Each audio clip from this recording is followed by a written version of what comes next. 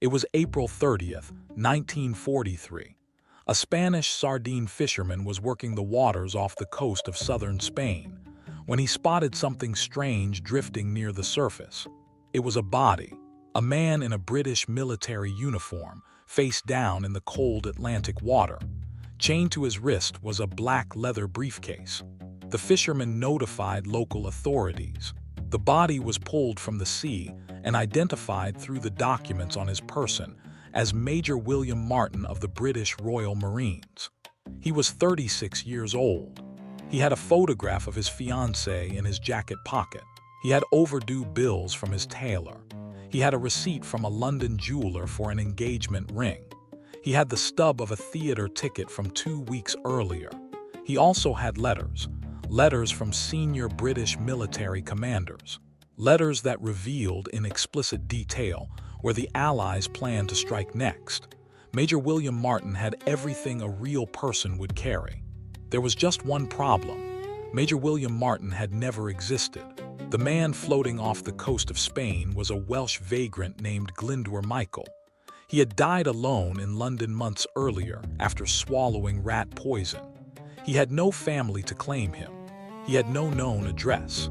In life, he had passed through the world almost entirely unnoticed. In death, he would help change the course of World War II. This is Operation Mincemeat.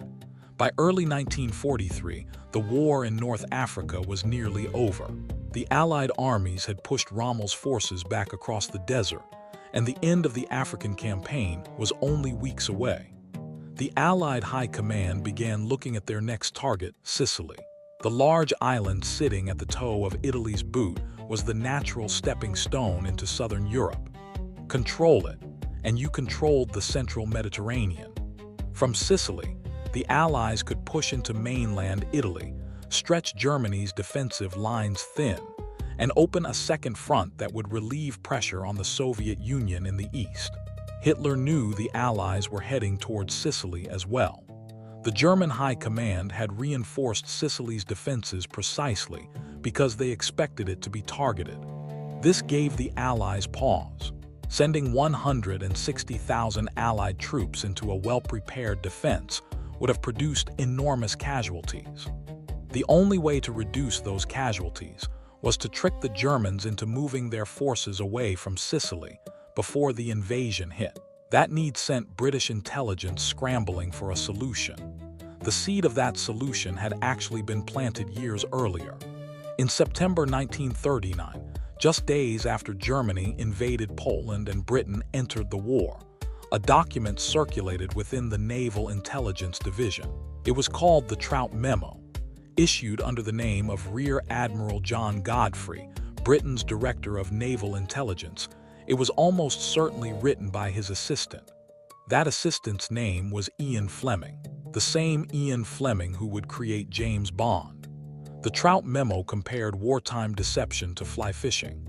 The idea was that an intelligence operation, like a fisherman casting a fly, had to present something appealing enough that the enemy would take the bait. The memo listed 54 possible deception schemes. Idea number 28 described floating a dead body loaded with false documents into enemy hands. Fleming borrowed the concept from a 1937 crime novel by Basil Thompson called The Milliner's Hat Mystery. He described the idea himself as a suggestion, not a very nice one. It sat unused for 3 years.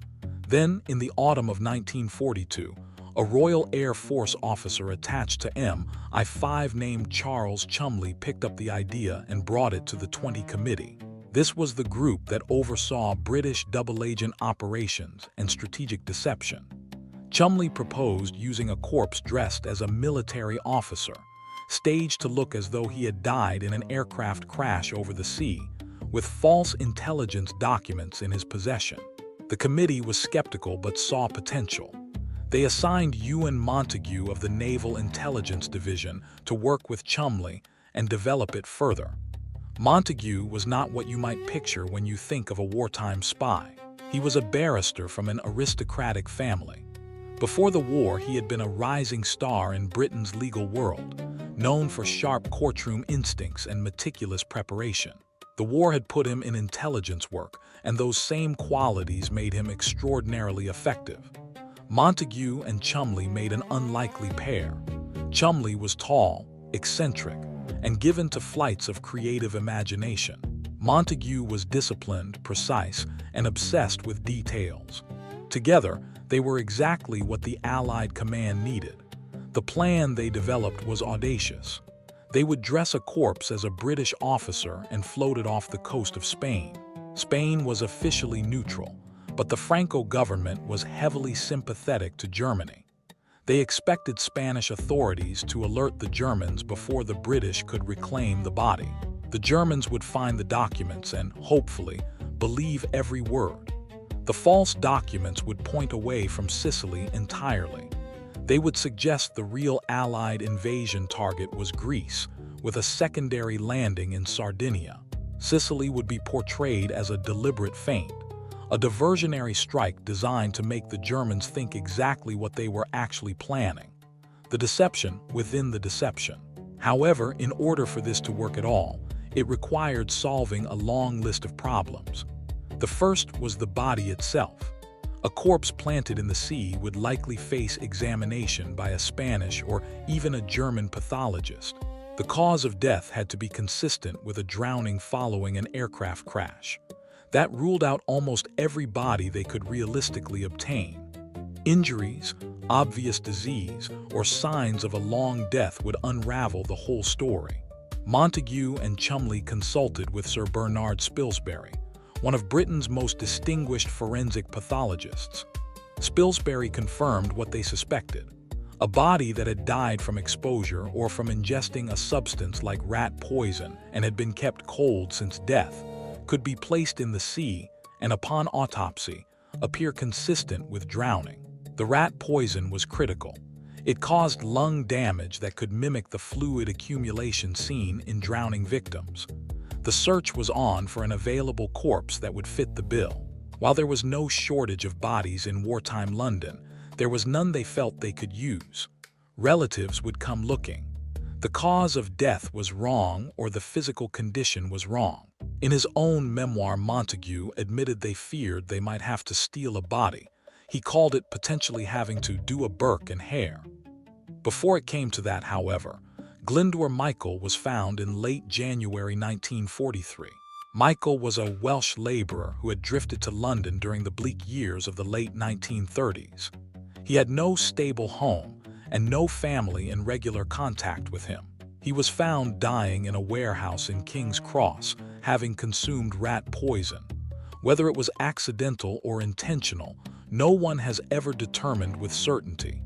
He died on January 28, 1943. He was 34 years old. Montague arranged for Michael's body to be kept on ice at a London mortuary. The pathologist's assessment confirmed he was workable. His lung damage was consistent with what the plan required.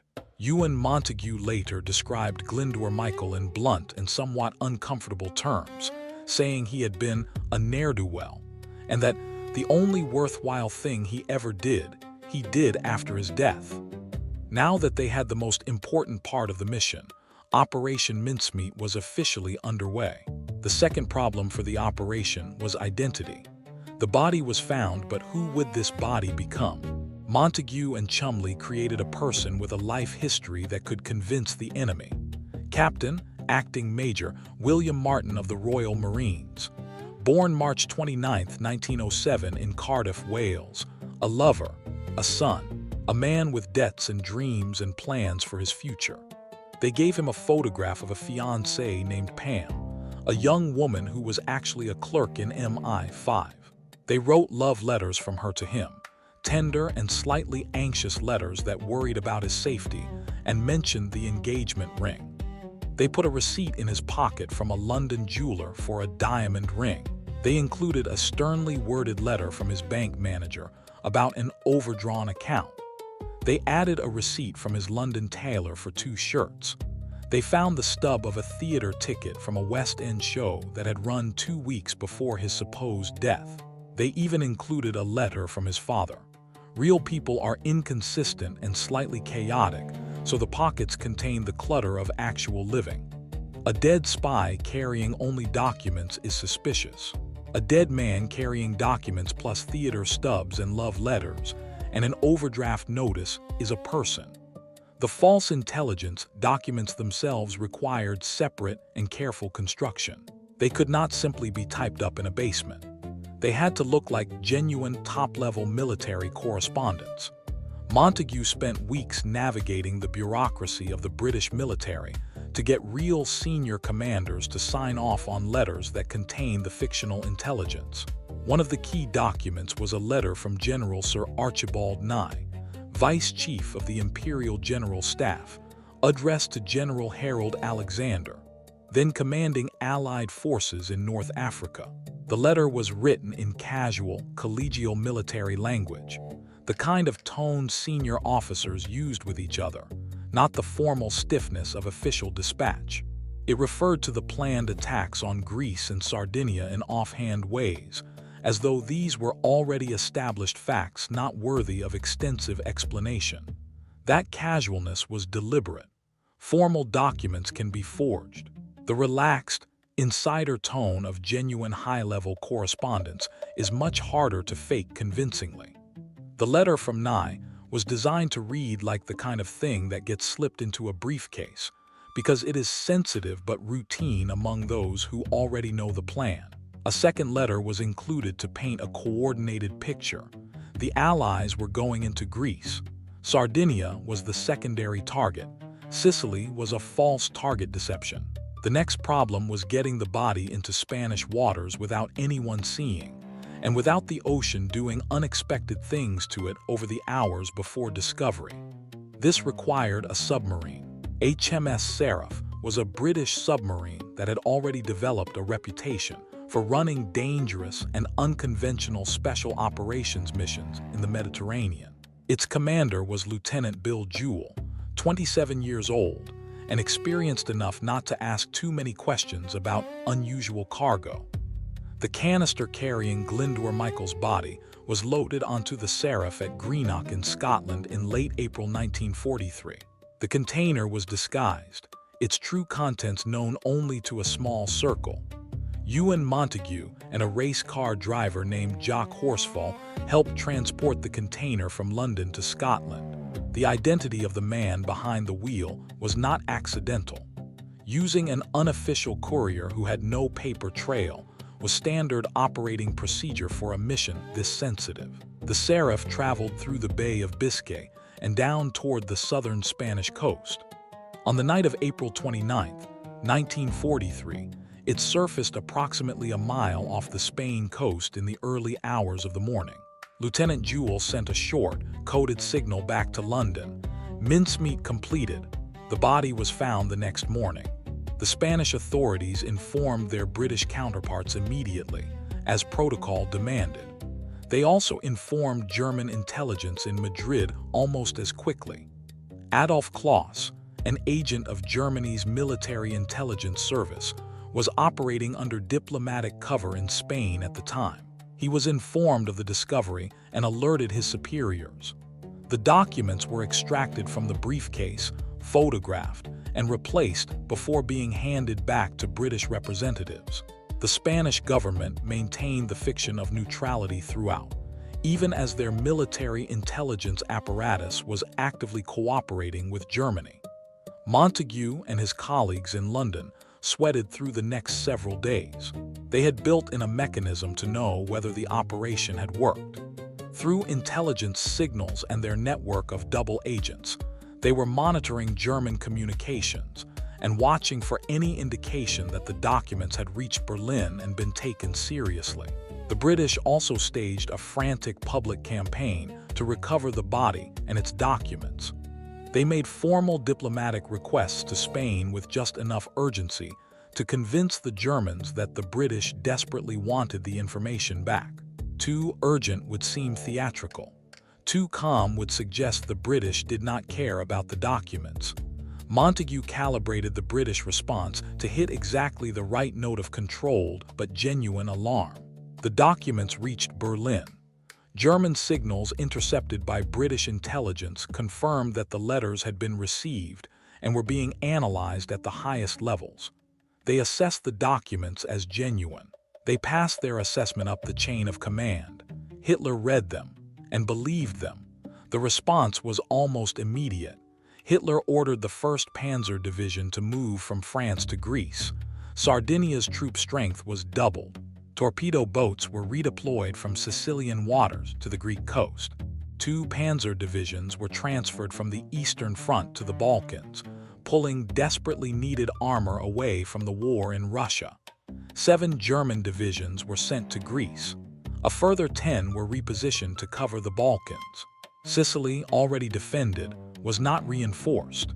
Field Marshal Kesselring, who had correctly identified Sicily as the real target and who argued against the repositioning, was overruled.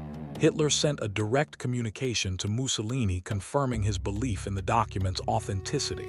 The message read, "According to all the information available to me, this concerns the cover plans for the offensive against Greece and Sardinia."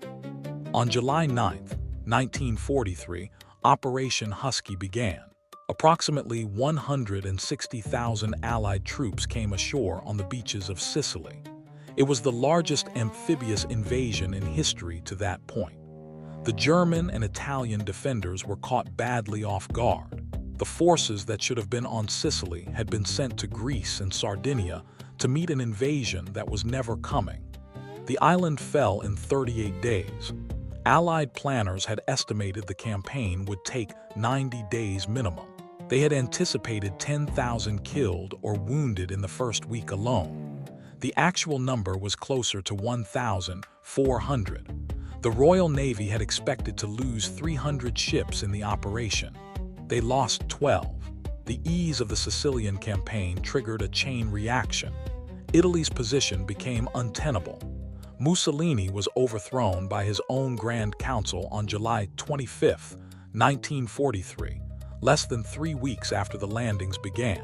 The fall of Sicily opened the road to Rome and, ultimately, to the collapse of the Italian front.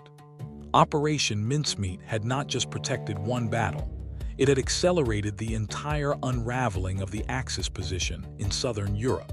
Military historian Michael Howard later called Operation Mincemeat perhaps the most successful single deception operation of the entire war.